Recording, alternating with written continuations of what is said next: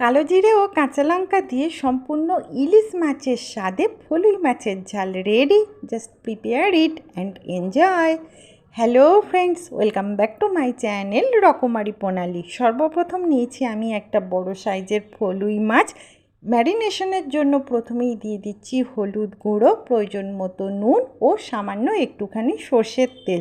মাছ ম্যারিনেশনের সময় সর্ষের তেল দিলে ভাজার সময় মাছটা ফাটে না।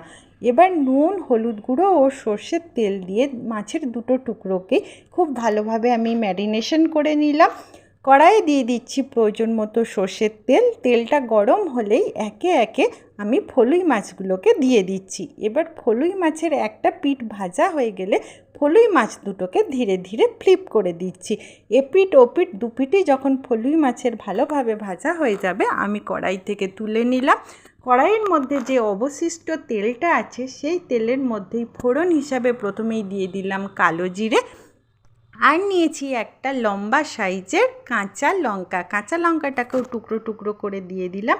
এবার কালো জিরে ও কাঁচা লঙ্কাটাকে হালকা করে আমি একটুখানি ভেজে নেব। নিয়েছি মাঝারি সাইজের একটা বেগুন। বেগুনটাকে লম্বা লম্বা ফালি ফালি করে আমি কেটে নিয়েছি। দিয়ে দিচ্ছি আগে থেকে কেটে রাখা বেগুনের টুকরো, প্রয়োজন মতো হলুদ গুঁড়ো ও প্রয়োজন মতো নুন। আর নুন ও হলুদ গুঁড়োটাকে এখন বেগুনের মধ্যে ভালোভাবে আমি মাখিয়ে দিলাম। তারপর ঢাকা দিয়ে মিডিয়াম ফ্লেমে 2-3 মিনিট মতো আমি বেগুনগুলোকে ফ্রাই করে নেব, যাতে বেগুনগুলো খুব তাড়াতাড়ি সফট হয়ে যায়। 2-3 মিনিট বাদে আমি ঢাকনা খুলে দেখি বেগুনগুলো একেবারেই সফট হয়ে গেছে। আগে থেকে আমি সর্ষে বাটার পেস্ট বানিয়ে রেখেছিলাম। এবার একটা ছাঁকনির সাহায্যে ছেঁকে সর্ষে বাটাটাকে আমি দিয়ে দিলাম। সর্ষে বাটার যে জল সেটা কড়াইয়ের মধ্যে পড়ে গেছে এবং ওপরে ছাঁকনির মধ্যে সর্ষের যে খোসা সেগুলো রয়ে গেছে।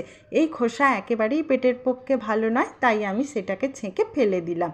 দিয়ে দিচ্ছি আগে থেকে ভেজে রাখা ফলুই মাছ, দিয়েছি সামান্য পরিমাণে একটুখানি জল, আর দিয়ে দিলাম প্রয়োজন মতো নুন।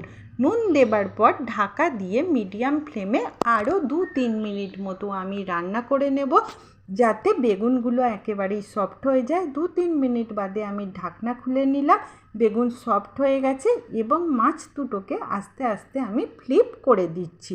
আর ঢাকা দেবার প্রয়োজন নেই। ওপর থেকে দিয়ে দিচ্ছি চেরা কাঁচা লঙ্কা ও সর্ষের তেল। কাঁচা লঙ্কা ও সর্ষের তেল দিয়ে আরও 2-3 মিনিট ফুটিয়ে নিলেই সম্পূর্ণ ইলিশ মাছের স্বাদে ফলুই মাছের বেগুন ঝাল ready.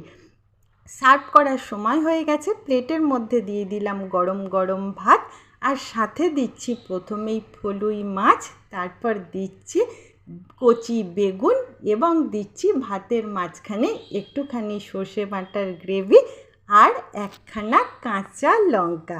Just prepare it and enjoy with steam rice. এইভাবে খুব সহজেই ফলুই মাছের মধ্যে দিয়ে ইলিশ মাছের স্বাদকে অনুভব করা যায়। রেসিপিটা ভালো লাগলে লাইক করবেন, সাবস্ক্রাইব করবেন। ধন্যবাদ।